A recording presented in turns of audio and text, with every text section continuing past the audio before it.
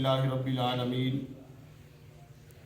والصلاة والسلام علی خاتم النبیین وعلی آلہ واصحابہ اجمعین اما بعد اعوذ باللہ من الشیطان الرجیم بسم اللہ الرحمن الرحیم وارکعوا مع الراکعین۔ عزیزان گرامی قدر، ہر روز کا یہ درس حدیث انشاءاللہ العزیز اللہ کی بارگاہ میں دعا ہے کہ ہمیں پابندی کے ساتھ اس کو سنانے کی اور عمل کی بھی توفیق عطا فرمائے۔ نماز با جماعت کا حکم آج کے درس کا موضوع ہے۔ ہر عاقل بالغ اور صحت مند مسلمان مرد پر جماعت کے ساتھ نماز پڑھنا واجب ہے۔ ایک بار چھوڑنے والا گناہگار جبکہ نماز با جماعت کو چھوڑنے کی عادت بنا لینے والا فاسق و فاجر ہے۔ اس کے لیے سخت سزا ہے۔ شریعت نے مردوں کو با جماعت نماز ادا کرنے کا حکم دیا، جیسا کہ آپ نے آیت کے چند الفاظ سماعت فرمائے، وارکعوا مع الراکعین، اور رکوع کرو رکوع کرنے والوں کے ساتھ۔ قرآن پاک کے یہ الفاظ نماز با جماعت کے واجب ہونے پر نص ہیں، اور احادیث پاک میں نماز با جماعت ادا نہ کرنے والوں کی نبی پاک صلی اللہ علیہ وسلم نے مذمت بھی فرمائی ہے۔ اس کا مطلب یہ ہے کہ قرآن اللہ کے بندوں کی رہنمائی فرماتا ہے، اور مصطفیٰ کریم علیہ السلام نے بھی اپنی امت کی رہنمائی فرمائی ہے۔ سبحان اللہ۔ اور بعض اوقات پہ قرآن پاک نے بھی ایسے لوگوں کے لیے ناپسند فرمایا ہے، اور مصطفیٰ کریم نے بھی ایسے لوگوں کو ناپسند فرمایا ہے۔ نبی کریم صلی اللہ علیہ وسلم نے ارشاد فرمایا، میں نے ارادہ کیا کہ نماز کے لیے اذان کہی جائے۔ توجہ کے ساتھ سماعت فرمائیے۔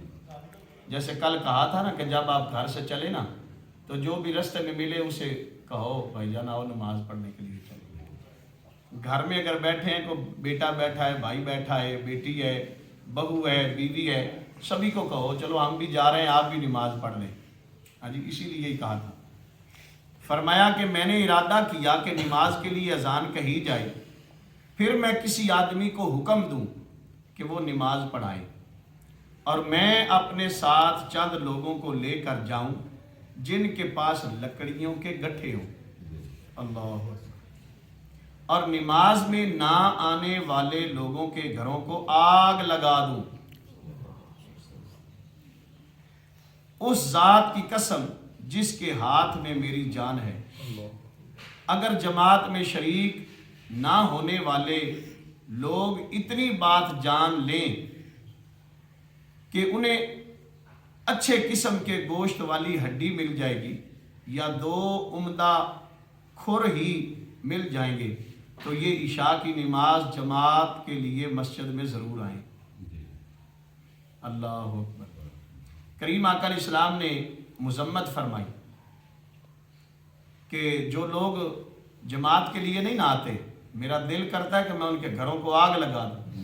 اگر آج کوئی امام مسجد، کوئی عالم دین کوئی ایسی بات کرے، لوگ پتہ کیا کہتے ہیں، اور ڈاڈیاں گلاں کر دیں یار کی کریے، مولویاں دے ہاتھ دین ہوندا تے انہوں پتہ نہیں ادا بندا ہی کی۔ بھائی جان نہیں، یہ حضور کے مصلی کے وارث ہیں۔ جیسے کریم آقا علیہ السلام نے یہاں پہ سختی فرمائی ہے نا، جماعت کے ساتھ کتنا سختی کے ساتھ حضور نے فرمایا کہ نماز پڑھو۔ ہم جماعت کو چھوڑ کر ویسے ہی نماز نہیں پڑھتے، اذان ہو رہی ہوتی ہے ہم گزر جاتے ہیں اللہ کے گھر کے پاس سے۔ ہم نے اس کا مطلب یہ ہے اذان سن کر اگر ہم نے کاروبار بند نہ کیا تو ہم نے اذان پر، نماز پر، اللہ کے حکم پر اپنے کام کو ترجیح دی ہے۔ ایسا ہی ہے نا؟ تو پھر جب اللہ کے حکم پر ہم اپنے کام کو ترجیح دیں تو پھر برکات ہوں گی؟ نہ، پھر برکات نہیں ہوگی۔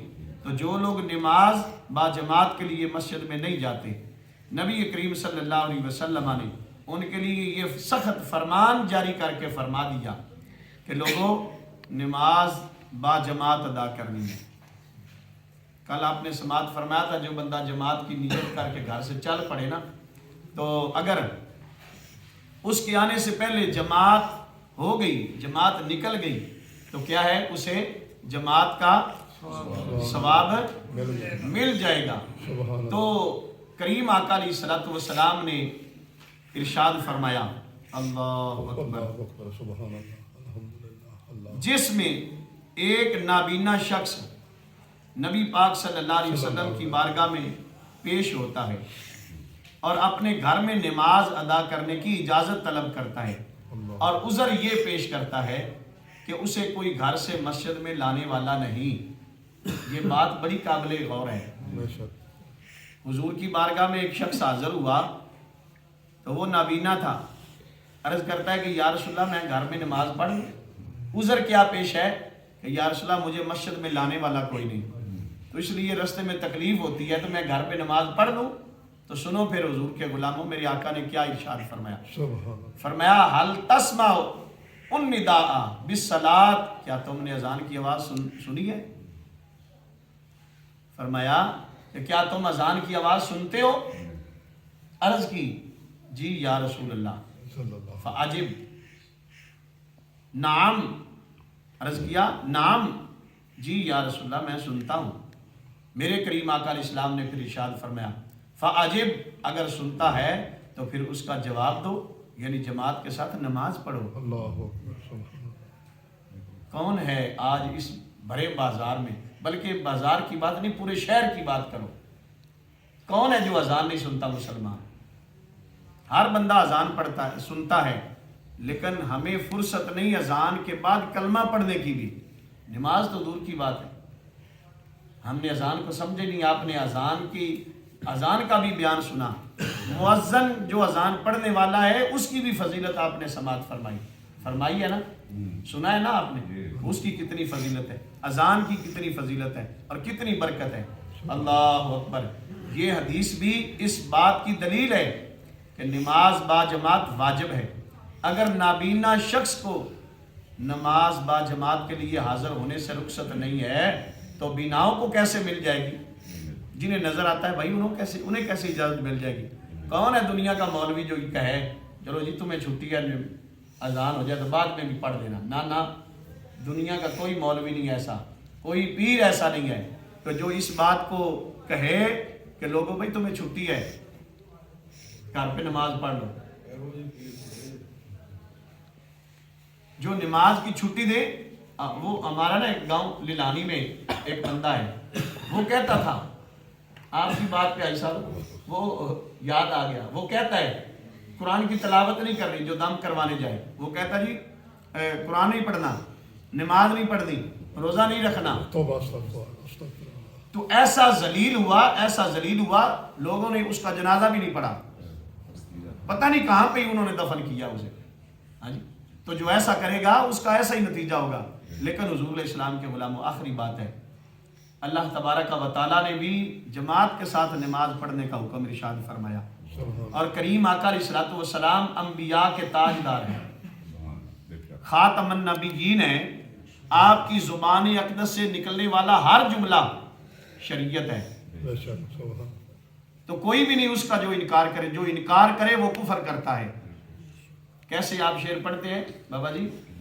ساڈے نبی دی زبان ساڈے واسطے قرآن، کسے ہوری دا بیان چنگا لگے دائی نہیں، پڑھو بلا آتا ہے، کسے ہوری دا بیان چنگا لگے دائی نہیں، دل نبی دے نظارے کولو رجدائی نہیں۔ اس لیے حضور علیہ السلام کے غلاموں، با جماعت نماز ادا کیا کرو جب پڑھنی، جو بھائی جان ہے جب پڑھنی ہے تو پھر بندہ 5 منٹ پہلے اذان میں 20 منٹ ہوتے ہیں اذان اور جماعت میں، تو کیوں نہ ہم اپنا کام چھوڑ کر آ جائیں، اللہ کے گھر میں آئیں۔ خدا کی عزت کی قسم، کئی بار میں نے عرض کیا ہے کہ اللہ تبارک و تعالیٰ فرماتا ہے تم میرے گھر میں آ کر تو دیکھو، میری بارگاہ میں اپنی گردن اپنی جبین جھکا کر تو دیکھو کہ کسی چیز کی کمی رہے گی تو مجھے بھی خدا نہ کہنا. ہاں جی، وہ تو جو اسے نہیں مانتے، جو اس کی بارگاہ میں جھکنے والے ہی نہیں ہیں، میرا رب تو انہیں بھی بھوکا نہیں رکھتا، تو جو اس کے دربار در بار میں پیش ہو تو پھر انہیں کیسے بھوکے رکھتا ہے، ان کی کیسے نہ سنیں. ہاں جی، تو حضور علیہ السلام کے غلاموں، اپنے بچوں کو بھی نمازی بناؤ، اپنی بیٹیوں کو بھی نماز کی تلقین کرو، بہو ہے تو انہیں بھی نماز کی تلقین کرو، بیوی ہے تو انہیں بھی نماز کی تلقین کرو. اللہ تبارک و تعالیٰ آپ کو اور مجھے عمل کی توفیق عطا فرمائے. رمضان المبارک میں نماز کی اور روزے کی پابندی اور اس کا احترام کی توفیق عطا فرمائے. آمین بجاہ النبی الکریم صلی اللہ